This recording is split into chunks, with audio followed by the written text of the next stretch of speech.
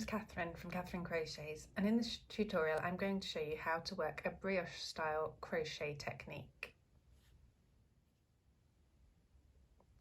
This is my Down the Line beanie, and it uses a brioche style crochet technique to create this stripy pattern here on the main part of the hat. There's various ways that you can do this, so I'm going to demonstrate the way that I use in this particular hat pattern, but they all involve the same basic principles, so I'll explain that as well in case you want to use the principles of this technique in any of your own projects later on with some modifications. And if you're interested in getting the pattern for this hat, I'll pop a link to that below as well. So this is a finished hat, so I'm going to show you the technique on another hat that I've just started working on. So here's the hat that I've started working on. This is a ribbing section which is made separately, and just to be clear, this isn't a brioche technique, but it's all explained in the pattern.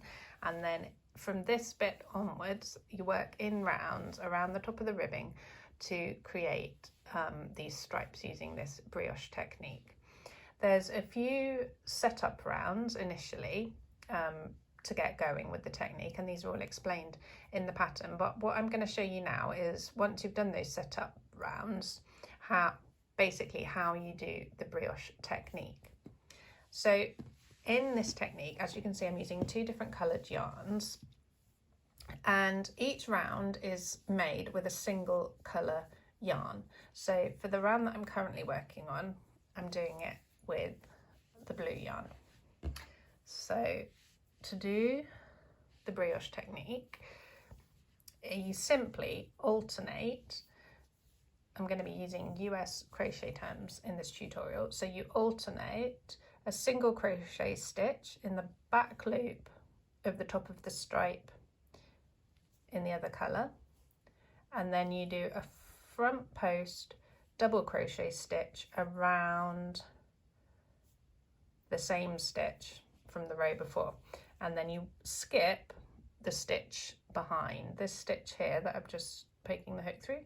You won't be working through that one, so you skip that one, and then you make your next single crochet back loop only through the top of the stitch in the other colour, and then make another front post double crochet stitch. So if you prefer UK terms, then single crochet is a UK double crochet and double crochet is a UK treble crochet, and you simply complete the whole round doing these alternating single crochet back loop and front post double crochet stitches. And as you can see, when you're working it's the front post stitches that form the stripes, and as you're working them, you're crocheting over in front of the single crochet stitch from the round before. So we keep going all the way around.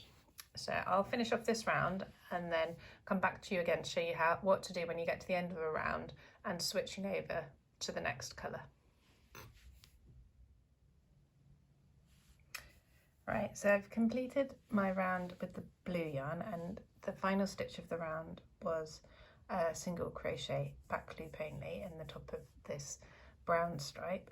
So to complete the round, I just do a slip stitch through the top of the first stitch and pull it really tight to make it as small as possible.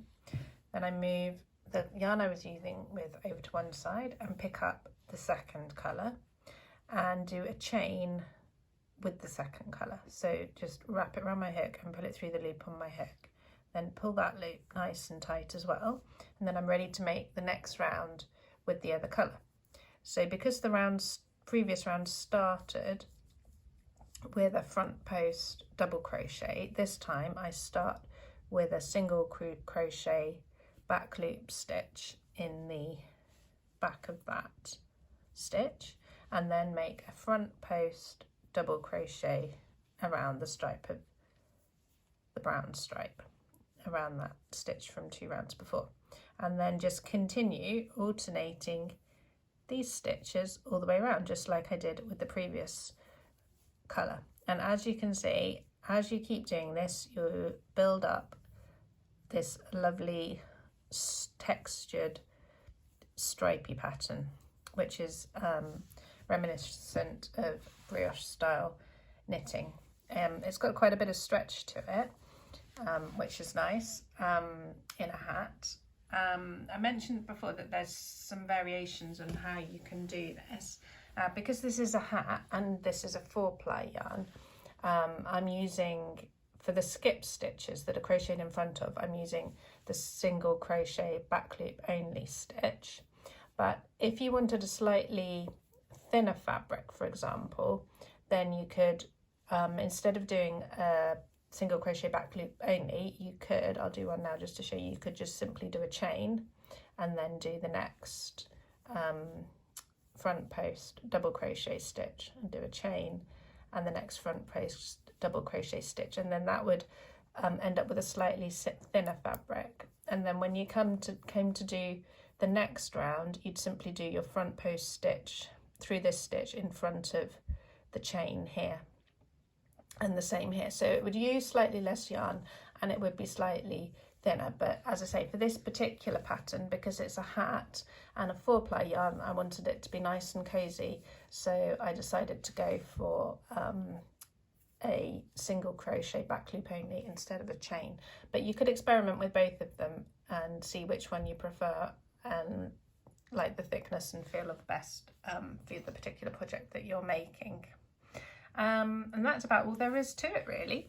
There's lots of variations. This is just simple stripes, but if you can get a bit fancier with different stitches, combining them together to make patterns in your brioche crochet where they're sort of weaving about. And so use a bit of that when you get up to the top of the hat, which you can see here, some of the stripes sort of join together when I do the decreases to come up to the top of the hat. Get a bit of better view looking down on it like that. I hope you found it useful. If you've got any questions at all, just drop a comment below and I'll try to reply as soon as I can. There's a link to the pattern below if you'd like to make the pattern. If you're interested in signing up to my email list, then there's a link to that below as well. If you sign up, you get news of all my pattern releases and discount codes for them, and you also get 2 free patterns as a thank you for signing up. So have a look at that and check that out if you're interested. And do also please like this video and subscribe to my YouTube channel if you want to keep up to date with other tutorials that I might share, and also my latest podcasts. So thanks very much for watching, and I hope you found it helpful. Bye bye.